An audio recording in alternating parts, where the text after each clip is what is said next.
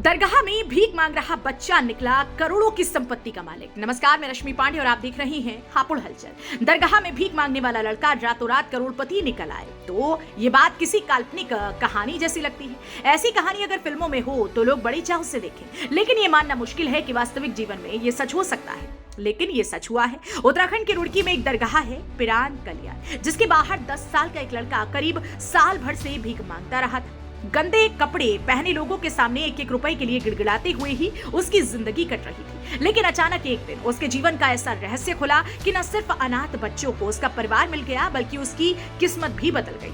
पाई पाई के लिए मोहताज 10 साल का वह लड़का करोड़ों की संपत्ति का मालिक निकला। 1 साल पहले वह अपने परिवार से बिछड़ गया था और दरगाह में भीख मांगने लगा था। जिसने भी भीख मांगे बच्चे का ये सच सुना, उसके होश उड़ गए।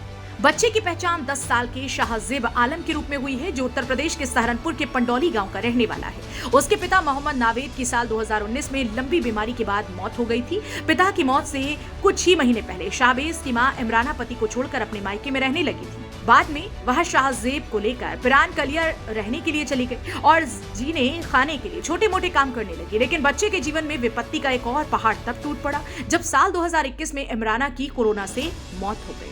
मासूम शाहजेब अनाथ हो गया और उसके पड़ोसियों ने उसे पिरान कलियार में सूफी संप्रदाय के प्रतिष्ठित तीर्थ स्थल में शरण लेने की सलाह दी। इसके बाद से ही शाहजेब अनाथ की तरह वहां रहकर भीख मांगता रहा। जीने के लिए वह पूरी तरह से लोगों की दान दक्षिणा पर ही निर्भर हो गया था। इसी बीच शाहजेब के दादा मोहम्मद याकूब ने उसके लिए ऐसा रास्ता खोल दिया कि उसकी जिंदगी बदल गई। याकूब ने अपनी वसीयत लिखी तो उसमें अपने दिवंगत बेटे नावेद के पुत्र शाहजेब के नाम अपनी अचल संपत्ति का एक हिस्सा कर दिया। इस संपत्ति की कीमत 2 करोड़ रुपए बताई जा रही है।